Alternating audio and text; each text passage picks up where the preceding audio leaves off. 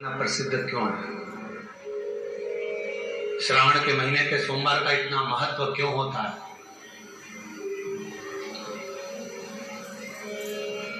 उसका एक कारण, सावन के सोमवार का इतना महत्व क्यों है? सारे सोमवार होते हैं, सारे श्रावण सोमवार का दिन होता है, सारे सोमवार मान्य होते हैं, पर सावन के सोमवार की इतनी महत्वता क्यों है? किस लिए? और शायद हमको लगता है कि जितने भी आस्था चैनल पर कथा सुन रहे हैं, जितने फेसबुक यूट्यूब पर कथा सुन रहे हैं, जितने आपने अपने मोबाइल पर सोशल मीडिया में कथा सुन रहे हैं, हमारे को लगता है कि उनको भी नहीं मालूम होगा कि सावन के सोमवार की इतनी महत्वता क्यों है। किस लिए? सावन के सोमवार की महत्वता इसलिए है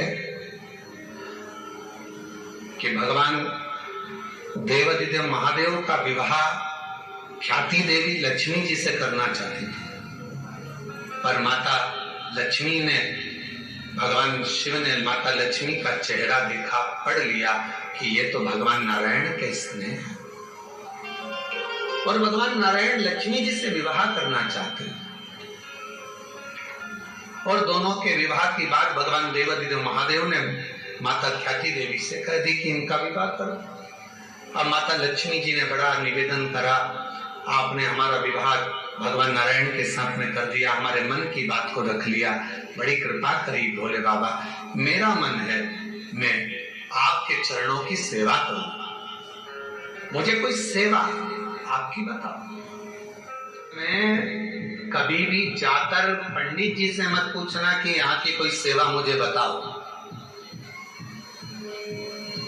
भगवान के अन्य मंदिर होंगे तो वहां जाकर पूछना, देवी जी के मंदिर में यहाँ सेवा बताओ, राम जी के मंदिर में पूछना यहाँ सेवा बताओ, भगवान कृष्ण के मंदिर में पूछना हमारे लिए कोई सेवा बताओ, भगवान दत्त के मंदिर में पूछना हमारे लिए सेवा बताओ। सारे मंदिरों में जाकर कहना कि हमारे लिए सेवा बताओ, और शिव जी के मंदिर में जाकर मत कहो कि हमारे लिए सेवा बताओ। वहां तो झाड़ू उठाओ, सेवा में लग जाओ। वहां तो निर्माल्य पड़ा है, उसको उठाओ, विसर्जन में ले जाओ। वहां पोछा उठाओ, पोछा लगाना प्रारंभ कर दो। शिव जी का श्रृंगार करना प्रारंभ कर दो, शिव जी का सुंदर स्नान कराना प्रारंभ कर दो। शिव मंदिर में सेवा पूछी नहीं जाती, सेवा करी जाती है।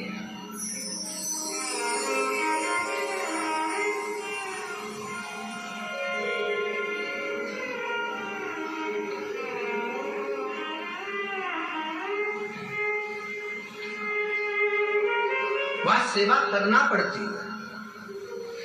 एक राज सिंहासन पर बैठने पर, एक कुर्सी पर बैठने पर, एक पद पर बैठने पर हैं, कोई दुखी आपको दिख रहा है, कोई गलत कार्य हो रहा है, आप अच्छे सिंहासन पर बैठे हैं, पद पर बैठे हैं, कुर्सी पर बैठे हैं, प्रतिष्ठा में बैठे हैं, आपकी बात दुनिया मानती है, तो आप उस गलत चीज को, गलत काम को हटाकर कुछ अच्छा कर सकते हो। आपको करना है, आप सेवा के लिए तत्पर रहें। यहाँ चुनाव होते हैं, जम के तो बोलो, पार्षद बनते।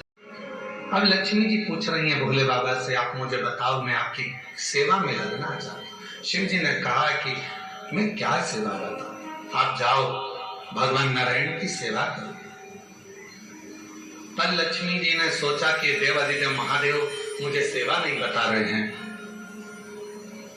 सावन का महीना था, सोमवार का दिन था।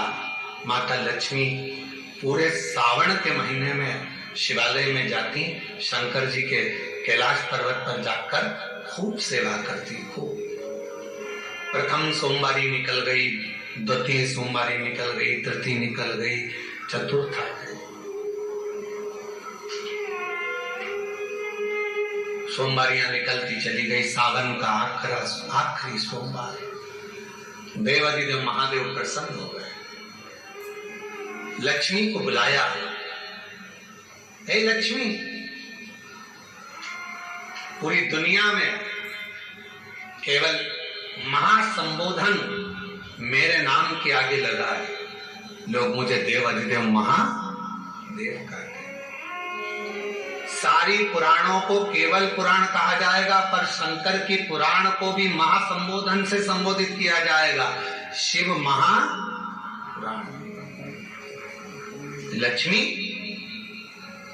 मुझसे जो जुड़ा हुआ है, मेरे नाम के आगे महासंबोधन लगा हुआ है, लोग मुझे महादेव कहते हैं। और लक्ष्मी, तूने पूरे श्रावण के महीने में मेरी सेवा करी है, और आज सोमवारी के दिन तूने मेरी अविरल भक्ति को धारण करा है। बिना पूछे सेवा में, बिना दिखावे के तल्लीनता से सेवा करी है। मैं अपना महासंबोधन दुनिया में किसी को नहीं देता, आज तुझे दे रहा हूं। और लक्ष्मी केवल लक्ष्मी नहीं रही, उस दिन से लक्ष्मी मां लक्ष्मी। लक्ष्मी केवल लक्ष्मी नहीं रही, उस दिन लक्ष्मी महालक्ष्मी के संबोधन से प्रकट हुई। आज महासंबोधन लक्ष्मी जी को अगर किसी ने दिया तो भगवान देवाधिदेव महादेव ने दिया। और वह महासंबोधन कब मिला? अर्चना करते हैं पूरे वर्ष। आप सोमवार का व्रत करते हैं कि नहीं करते वो पता नहीं, पर सावन के महीने में 4-5 जो भी सोमवार पड़ जाएं, अगर उस पर अगर आपने व्रत कर लिया, व्रत को धारण कर लिया, या शिवालय के जाकर भगवान शंकर की आराधना कर ली, तो पूरे वर्ष के सोमवार का फल सावन के महीने के 5 या 4 सोमवार में प्राप्त हो। श्रावण के सोमवार की इतनी महत्वता है।